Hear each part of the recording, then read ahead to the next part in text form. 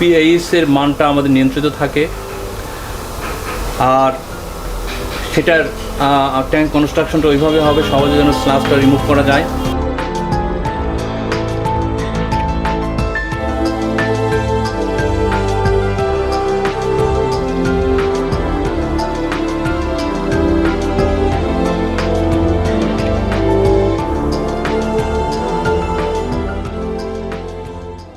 সুপ্রিয় দর্শক, কথা বলছি পুনর ইউনিভার্সিটির সহকারী অধ্যাপক সাজিদুর রহমান স্যারের সাথে। স্যারকে নিয়ে আমরা এর আগে অনেক প্রতিবেদন করেছি, সেখানে আপনারা দেখেছেন বায়োফ্লক সম্পর্কে অনেক গুরুত্বপূর্ণ তথ্য। আজ আমরা জানবো বায়োফ্লকের প্রোবায়োটিক কোন কাজটি করছে, এবং আমরা এখন দেখছি অনেকেই বলছে যে বায়োফ্লকের প্রোবায়োটিকটা প্রয়োজন নাই, কিন্তু আসলে প্রয়োজন আছে কি নেই এবং প্রয়োজন থাকলে কতটা, সেই বিষয়ে স্যারের কাছে জানবো। স্যার, আমাদেরকে একটু বলবেন বায়োফ্লকের প্রোবায়োটিকটা আসলে কতটা গুরুত্বপূর্ণ? বায়োফ্লক আমাদের করতে গেলে অত্যন্ত গুরুত্বপূর্ণ একটা উপাদান হলো প্রোবায়োটিক। প্রোবায়োটিক ছাড়া আমাদের বায়োফ্লক সম্ভব না।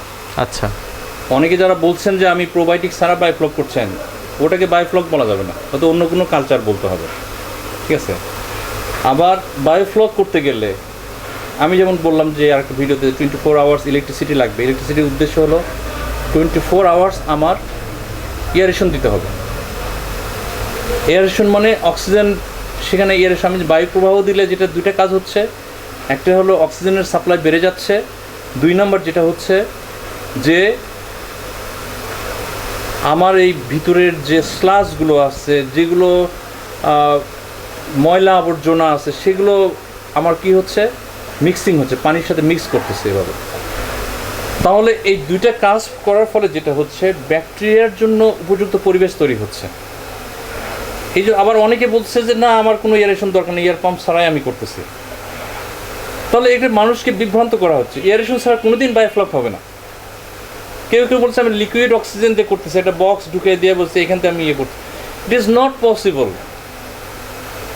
এই এয়ারেশন ছাড়া, এয়ারেশন মানে শুধু অক্সিজেনই দিচ্ছে না, বায়ু প্রবাহের মাধ্যমে যেটা হচ্ছে যে পানিতে অক্সিজেনের মাত্রা বৃদ্ধি করতেছে, 2 নম্বর কাজটা করতেছে, সে পানিটাকে মিক্সিংয়ের কাজ করতেছে।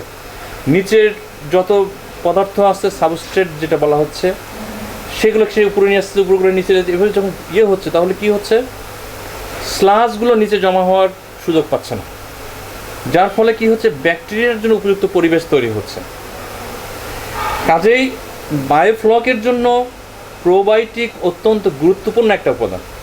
প্রোবায়োটিক ছাড়া কোনোদিন বায়োফ্লক আমরা কল্পনাও করতে পারি না, কারণ প্রোবায়োটিকটাই মূলত বায়োফ্লক তৈরি করে। স্যার, বায়োফ্লকের প্রোবায়োটিক নিয়ে অনেক রকম সমস্যায় পড়ে আমাদের যারা বায়োফ্লক চাষি আছে। ভালো প্রোবায়োটিক কোথায় পাওয়া যাবে? প্রোবায়োটিকের বিষয়টা আমি বলি। প্রোবায়োটিক আমাদের দেশে, বিভিন্ন দেশ থেকে আমাদের প্রোবায়োটিক আসে।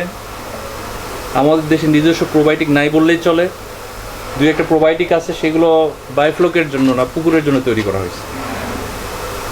তো যখন একটা প্রোবায়োটিক বিদেশ থেকে আসে, সেটা দেখা যাচ্ছে যে বাংলাদেশের আবহাওয়ার উপযুক্ত না হওয়ার ফলে দেখা যাচ্ছে ওই ব্যাকটেরিয়াগুলো তারা সাস্টেন করতে পারতেছে না।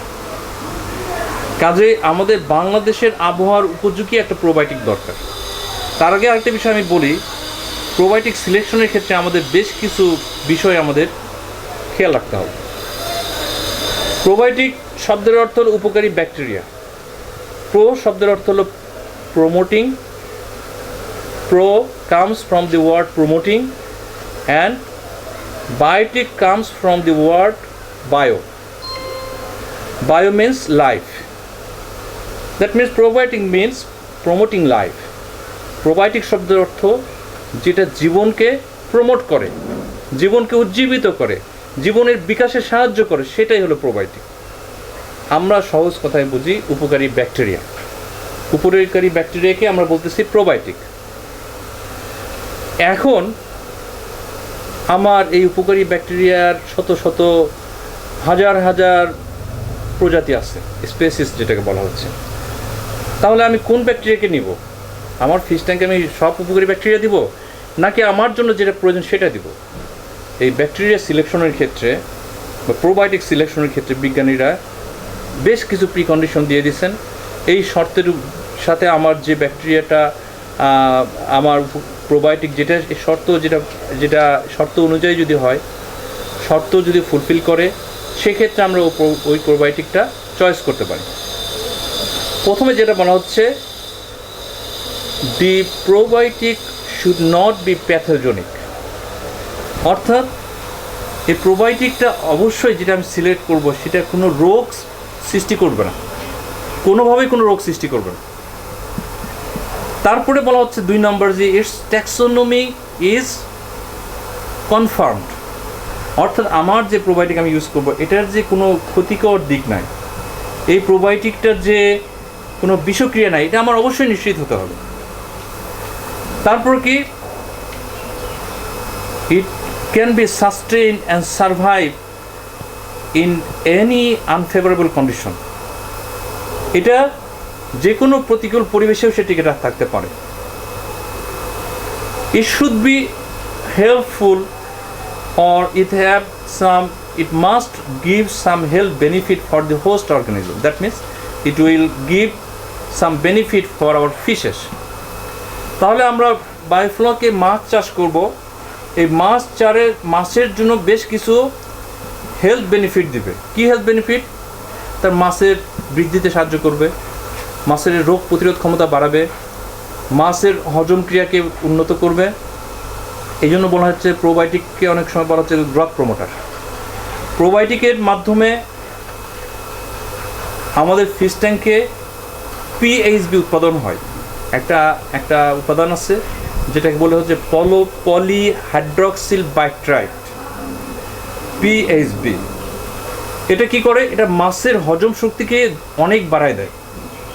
মাছের যদি হজম শক্তি বেড়ে যায় তখন কি হবে? একটা খাবার খাওয়ার সাথে সাথে কিছুক্ষণ পরে দ্রুত হজম হয়ে গেল আবার ক্ষুধা লাগবে সে আবার খাবে, আবার ক্ষুধা লাগবে, তাহলে কি খাচ্ছে, হজম হচ্ছে। প্রোবায়োটিকটা এমন হতে হবে যেটা ফার্মেন্টেশন প্রক্রিয়ার মধ্যেও সে কি থাকে, তার গুণাগুণগুলো বজায় থাকে। প্রোবায়োটিকটা এমন হতে হবে যে এটা প্যাকেজিং এবং ট্রান্সপোর্টেশন প্রসেসের মধ্যে সে তার বৈশিষ্ট্যগুলো অক্ষুণ্ণ রাখবে। অর্থাৎ প্রোবায়োটিক যখন প্যাকেটজাত করা হবে বা দিনের পর দিন আমরা পরিবহনের ব্যবস্থার মধ্যে থাকবে, সেই অবস্থার মধ্যেও সে যেন টিকে থাকতে পারে। তারপরে যেটা বলা হচ্ছে, প্রোবায়োটিকটা এমন হবে, যত ছোটই করা হোক প্রোবায়োটিকটা ওর মধ্যে সে টিকে থাকবে। যেমন আমি বললাম যে 1 গ্রামের মধ্যে 15 থেকে 20 বিলিয়ন ব্যাকটেরিয়া থাকে, তাহলে যত ক্ষুদ্রই হোক এটা তার মধ্যে সে টিকে আছে, সে যেন বংশ পরস্পরে টিকে থাকতে পারে, সে প্রতিকূল পরিবেশের সাথেও যাতে ব্যাকটেরিয়াগুলো টিকে থাকতে পারে, এই ধরনের ব্যাকটেরিয়া আমাদের সিলেক্ট করতে হবে। আমাদের দেশে প্রোবায়োটিক সিলেকশনের ক্ষেত্রে আমাদের বায়োফ্লক চাষিরা অনেক সমস্যার সম্মুখীন হন। কোনো প্রোবায়োটিক নিয়ে এসে তারা ইউজ করলেন, সেটার বেনিফিট যখন না পাচ্ছেন, ফ্লক তৈরি হচ্ছে না, তখন আরেকটা প্রোবায়োটিক তারা কিনে নিয়ে আসেন। এইভাবে তারা দেখা যাচ্ছে একটা প্রোবায়োটিকের অনেক দাম, তারা অনেক আর্থিক ক্ষতির সম্মুখীন হয়। এই সমস্যার সমাধানের জন্য বায়োফ্লক ইনস্টিটিউট থেকে অনেক রিসার্চ করে বাংলাদেশের আবহাওয়ার উপযুক্ত করে একটা প্রোবায়োটিক ডেভেলপ করা হয়েছে, বানানো হয়েছে, যেটা আমাদের লিকুইড ফর্মে আছে, যেটার মধ্যে সমস্ত উপকারী ব্যাকটেরিয়া বায়োফ্লকের জন্য যেটা উপযুক্ত সেই ব্যাকটেরিয়াগুলোকে ঢুকানো আছে। আরও কিছু অণুজীব, ফাঙ্গি যেটা বলা হচ্ছে, ফাঙ্গিকে এখানে অ্যাড করা আছে। আরও একটা উপাদান যেটা হলো নাইট্রিফাইং ব্যাকটেরিয়া। কোনো প্যাকেটজাত প্রোবায়োটিকের মধ্যে আমরা নাইট্রিফাইং ব্যাকটেরিয়া পাবো না। এই নাইট্রিফাইং ব্যাকটেরিয়াটা বিশেষ প্রক্রিয়ায় এই প্রোবায়োটিকে অ্যাড করা আছে। নাইট্রিফাইং ব্যাকটেরিয়া যে প্রোবায়োটিকে থাকবে, সেই ফিশ ট্যাঙ্কে খুব দ্রুত নাইট্রিফাইং ব্যাকটেরিয়াগুলো বিস্তার লাভ করে নাইট্রিফিকেশনের কাজ শুরু করবে, যেটাকে আমরা কেমিওঅটোট্রপিক ব্যাকটেরিয়া বলা হচ্ছে। কেমিওঅটোট্রপিক কমিউনিটি তৈরি হবে, যার ফলে দ্রুত ওইখান থেকে অ্যামোনিয়া দূর হবে। এই প্রোবায়োটিকটা অত্যন্ত অল্প মূল্যে এটা আমাদের কাছে পাওয়া যাবে। আমরা এটা আমাদের যত বায়োফ্লক ফার্মার আছে আমরা তাদেরকে এটা সরবরাহ করছি অত্যন্ত অল্প মূল্যে, এবং এটার 100% পারফরমেন্স, হাই পারফরমেন্স। স্যার আপনি প্রোবায়োটিক কোনটা ইউজ করছেন? আমি আমার নিজস্ব ট্যাঙ্কে আমার নিজস্ব উৎপাদিত প্রোবায়োটিক আমি ইউজ করি, এবং আমার যারা প্রশিক্ষণপ্রাপ্ত এবং যতগুলো প্রজেক্ট আমি বাস্তবায়ন করে দিচ্ছি, সেই প্রত্যেকটা প্রজেক্টে এই প্রোবায়োটিক ইউজ করা হয়। এটা অনেক প্রমাণিত, এটা অত্যন্ত পারফরমেন্স অত্যন্ত ভালো। এবং আমরা আল্লাহর রহমতে আমার তত্ত্বাবধানে বাংলাদেশে অনেক বড় বড় প্রজেক্ট হচ্ছে, যেটা আমি এই ইতিপূর্বে উল্লেখ করেছি। হবিগঞ্জে আমার 1 লাখ লিটার একটা প্রজেক্ট হয়েছে, এবং আমার নোয়াখালীতে 6 লাখ লিটারের একটা প্রজেক্ট আমার প্রক্রিয়াধীন আছে, নির্মাণাধীন আছে। এটা আমি আশা করি 1 মাসের মধ্যে আমরা এটা লঞ্চ করতে পারবো। এরকম বাংলাদেশে অসংখ্য প্রজেক্ট আমি বাস্তবায়ন করে দিচ্ছি।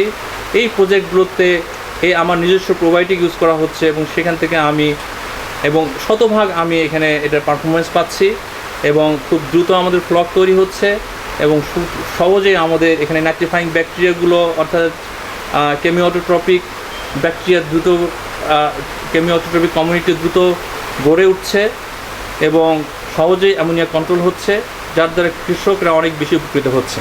স্যার অনেক গুরুত্বপূর্ণ কথা বললেন। আমাদের অনুষ্ঠান কৃষি ও কৃষকের গল্পে সময় দেওয়ার জন্য আপনাকে অনেক ধন্যবাদ।